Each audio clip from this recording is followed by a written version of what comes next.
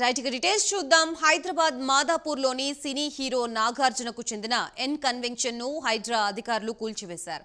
దీంతో N convention ని తమిడికుండ చెరువుని సిపిఐ జాతీయ కార్యదర్శి నారాయణ పరిశీలించారు. ఈ సందర్భంగా సిపిఐ నారాయణ మాట్లాడుతూ పేదలు గజం స్థలం ఆక్రమిస్తేనే నానా రాద్ధాంతం చేస్తారని అన్నారు. బిగ్ బాస్ కే బాస్ అయిన నాగార్జున చెరువుని ఆక్రమించుకుని కబ్జాలు చేశారని అన్నారు. రేవంత్ రెడ్డి నిర్ణయాన్ని స్వాగతిస్తున్నట్లుగా నారాయణ తెలిపారు. మల్లారెడ్డి, పల్లా రాజేశ్వర్ రెడ్డి చెరువులో కాలేజీలు కట్టారని వారిపై కూడా చర్యలు తీసుకోవాలని అన్నారు.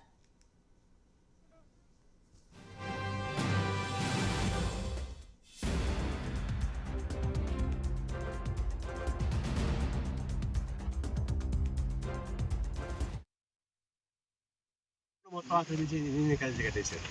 అట్లా ఇంకొక పల్లా రాజేశ్వర రెడ్డి ఆయన అట్లా చేశారు. అంటే ఎంతంటే చాలా ప్రతి ఒక్కలాగా మా హక్కున్నారు.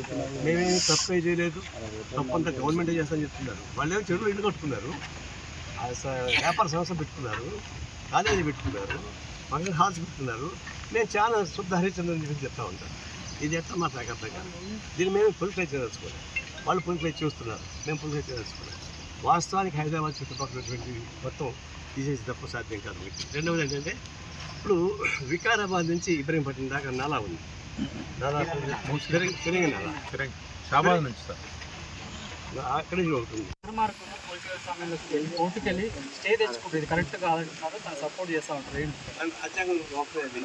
దొంగలకి అవకాశం ఇచ్చింది, దోపిడీకి అవకాశం ఇచ్చింది, నిజమైన వాళ్ళకి అవకాశం ఇచ్చింది. అందరూ సివిల్ లిటిగేషన్ ఒకసారి కోర్టులో స్టే వచ్చేస్తే అది జగన్ ఆయన ఏమంటారు, మాకు నోటీస్ ఇవ్వండి అంటున్నాడు. నోటీస్ ఇస్తే కోర్టు స్టే తీసుకుంటాక మీరు నోటీస్ సివిల్ లిటిగేషన్ 10 ఏళ్ళు 20 ఏళ్ళు 30 ఏళ్ళు దొరుకుతుంది. అందువల్ల ఈ సివిల్ లిటిగేషన్లో కొంచెం చట్టాలు మారాలి, ఈ కోర్టు వ్యవస్థ మారాలి.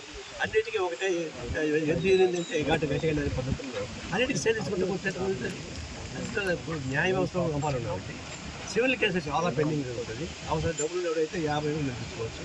ఆ డబ్బులు పోకల్లా అర్థం కొట్టి తీసేసేయండి మనం తీసుకుంటాం.